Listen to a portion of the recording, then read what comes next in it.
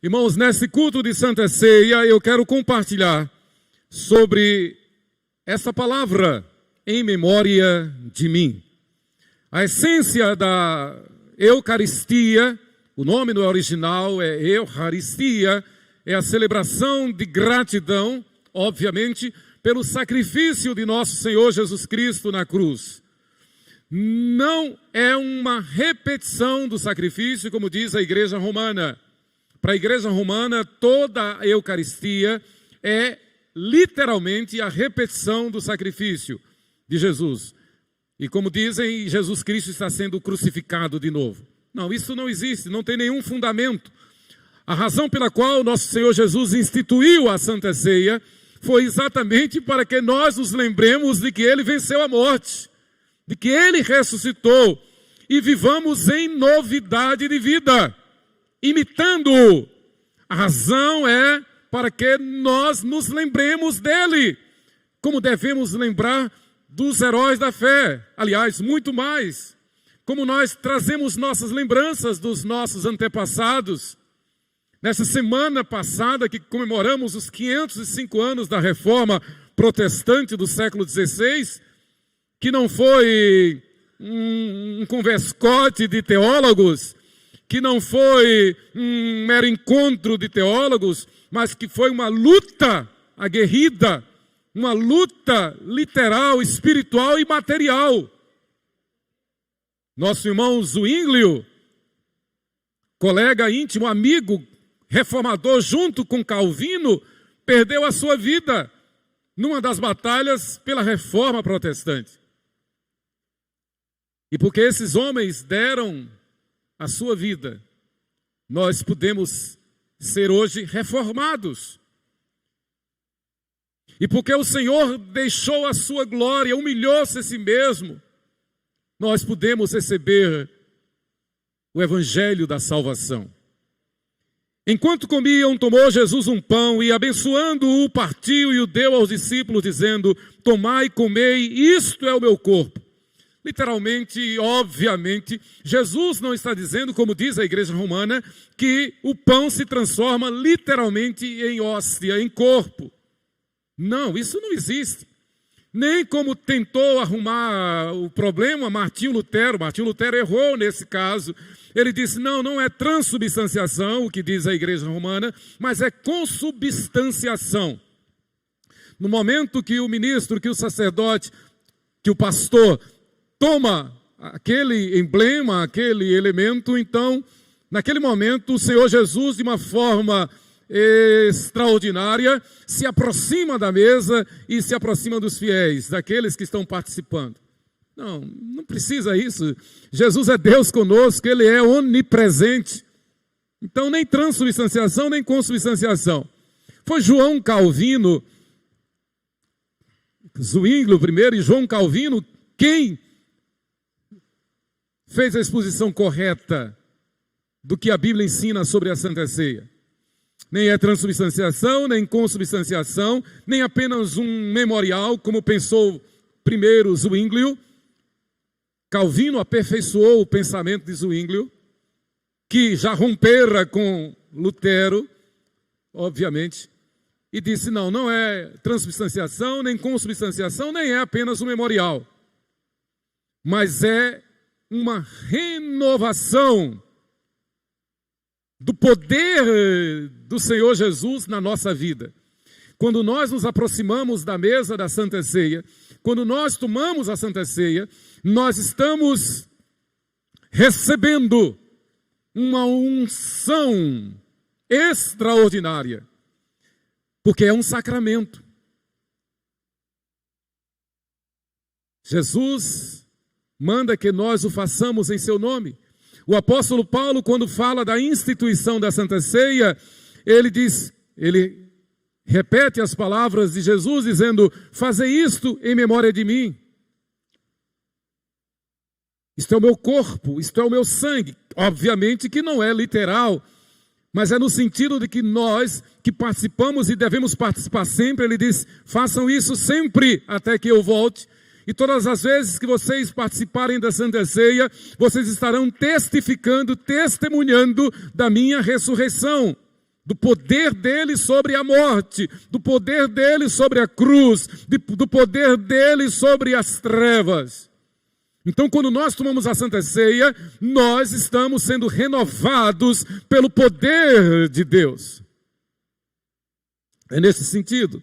Versículo 27, a seguir tomou um cálice e tendo dado graças, o deu aos discípulos, dizendo, bebei dele todos. Aqui não é para todo mundo, é para os fiéis, é para os discípulos. Então, no contexto da nossa igreja, são para aqueles que fizeram a pública profissão de fé e estão em comunhão com Deus e com a igreja. Aqueles que estão sob disciplina não devem participar. Mas os que estão em comunhão, bebam todos, participem. Fazei isto em memória de mim. Versículo 28. Porque isto é o meu sangue, o sangue da nova aliança, derramado em favor de muitos para a remissão de pecados.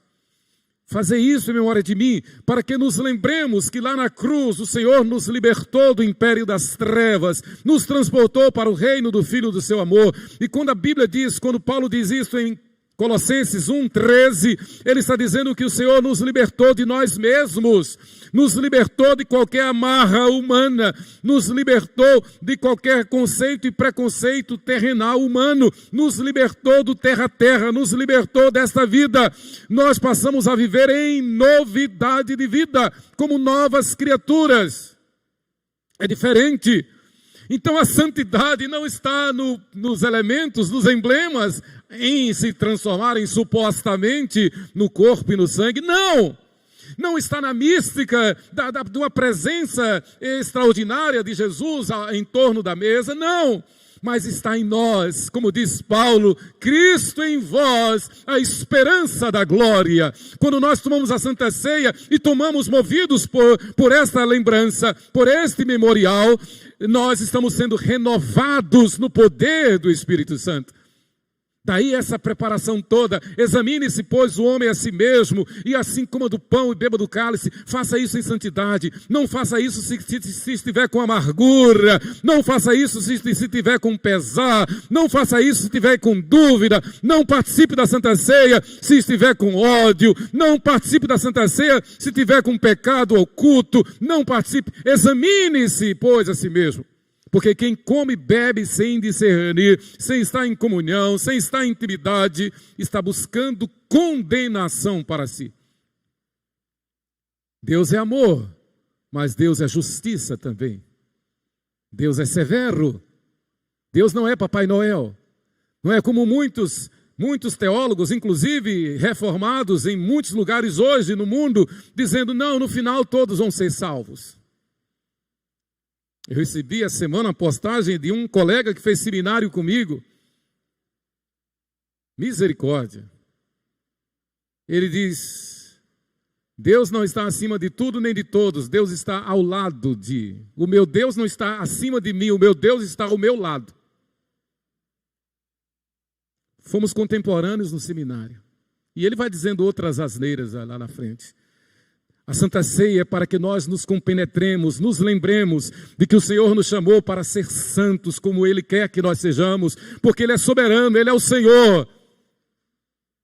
Ele manda que sejamos santos, que fujamos de toda aparência do mal, que fujamos de todo relativismo, de todo humanismo, de todo secularismo, para que vivamos em novidade, em santidade de vida. Mas o texto vai adiante. E digo-vos que desta hora em diante não beberei deste fruto da videira, até aquele dia em que eu hei de beber novo convosco no reino de meu Pai. A Santa Ceia é para que nós nos animemos, nos encorajemos com o fato de que a nossa redenção final se aproxima. Caminhamos para a nova Jerusalém, caminhamos para a nova Canaã, caminhamos para a cidade santa, não exatamente para que nós nos lembremos que não somos deste mundo, nós estamos neste mundo, mas não somos deste mundo. E porque não somos deste mundo, não devemos concordar com este mundo, com as suas mazelas, com os seus erros, com os seus costumes, com o secularismo.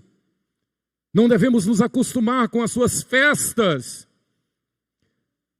Estamos neste mundo e como caminhamos como cidadãos com vestes alvejadas pelo sangue de Jesus, as nossas vestes lavadas e alvejadas no sangue de Jesus, novas criaturas, vivendo em santidade, sem compactuar com este mundo.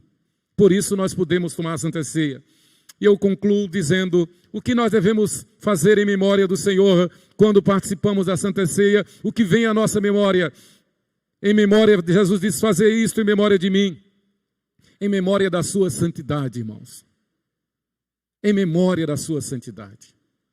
O que eu faço reflete a santidade de Deus, mas em memória da sua renúncia, da sua humildade, da sua humilhação.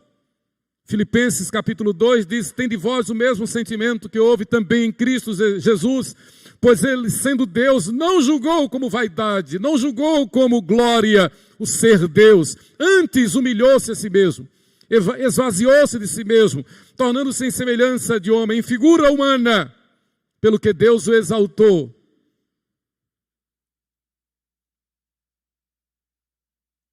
Sobremaneira. Devemos ter o mesmo sentimento, o sentimento de santidade, o sentimento de humildade, de quebrantamento. Mas em terceiro lugar, quando Jesus manda que façamos isto em sua memória, fazer isso em memória de mim, o façamos como fiéis testemunhas da sua palavra, do seu evangelho. Como fiéis testemunhas do seu evangelho, da sua palavra. Foi para isso que ele nos salvou, foi para isso que ele nos chamou, para que o mundo veja Cristo em nós, para que sejamos seus embaixadores, seus porta-vozes, para que o nosso pensar, para que os nossos pensamentos, para que a nossa vida seja íntegra com o evangelho, o nosso sim seja sim, o nosso não seja não, para que nós mostremos ao mundo que a igreja é o reino de Deus aqui na terra.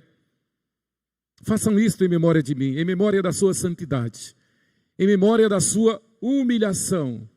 E aí nos lembramos que quando ele nos chama, ele diz, quem quiser vir após mim, negue-se a si mesmo, tome a sua cruz e siga-me. A cruz é a mensagem do evangelho, é a palavra, é a vida do evangelho, a integridade do evangelho. Mas em terceiro lugar, a sua santidade, a sua humilhação e em terceiro lugar, o seu evangelho. Foi essa palavra que despertou no monge Martinho Lutero o espírito da reforma. Não me envergonhe do evangelho, porque é o poder de Deus para a salvação de todo aquele que crê, pois o justo viverá por fé. Nós somos chamados, irmãos, a viver pela fé. Que Deus nos ajude. Que tragamos em nossa vida a memória de nosso Senhor, a memória da sua santidade, desejando ser santo como Ele é, a memória da sua humilhação, que se humilhou, se quebrantou por amor a nós, para fazer a obra do Pai, a memória do Evangelho, para que sejamos fiéis evangelizadores, fiéis testemunhas do seu Evangelho. Que Deus nos abençoe.